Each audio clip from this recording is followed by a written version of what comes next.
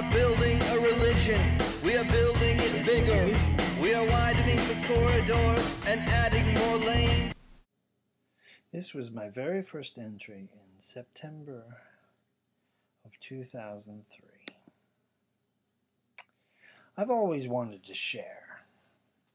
I suppose that's a very nice and altruistic way of describing my somewhat narcissistic desire to open up in some way and have people look at the things I dredge out of my psyche and sometimes maybe respond favorably to them.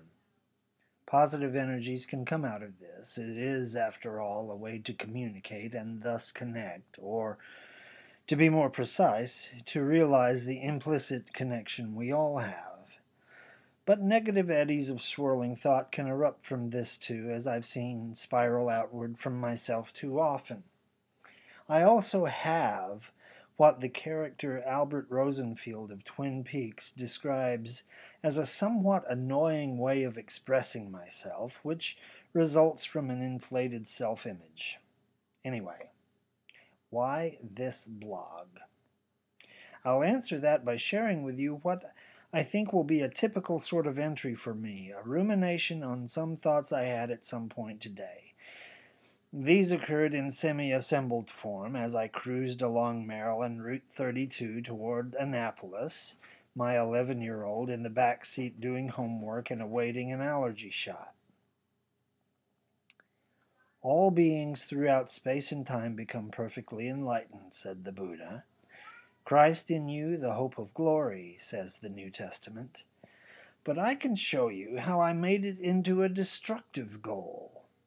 I can point you to friends whose hackles I raised with too much enlightenment speak. It's not for everyone. And possibly it's not for a person like me who apologizes entirely too much when he raises his friend's hackles, to share in such a burgeoning abundance.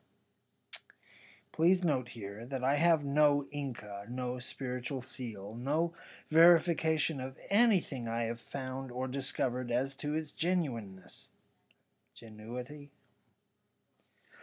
All is worship to me. This is thanks to discovering the sitting practice of Zen, and as a result of my consciousness, both the deluded parts and any portion that might not be so, noticing what's gone on since that discovery, I do feel dissatisfaction with many things I once accepted.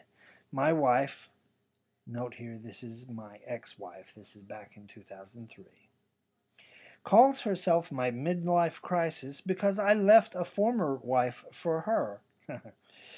But she also knows that the crisis extended far beyond a new spouse. Being a non-custodial father, and a Southern Baptist by upbringing, and a husband to a political and ideological conservative, though she is not a fundamentalist, I've seen some of the boat rocking that spiritual home leaving can generate. And I do feel bad for those whose lives seem to leave them no room for this sort of spiritual self-discovery, or, more precisely, no philosophical room to even think it's important. Why don't all people see things as I do? Is a nasty trap, and it has my blood on its blades. All are enlightened. People who are not interested in the way have, in a very true sense, no need for it. Their point of view is, in a very true sense, full and perfect enlightenment for them. Their path of realization is not mine, nor does it have to be, nor do the words path of realization even necessarily apply. Each answers to his/her own master. None of us is here to grade someone else on their end-term exam. Back to Shikantaza, and to loving life therethrough, and that wonderful Nextel Romeo and Juliet commercial.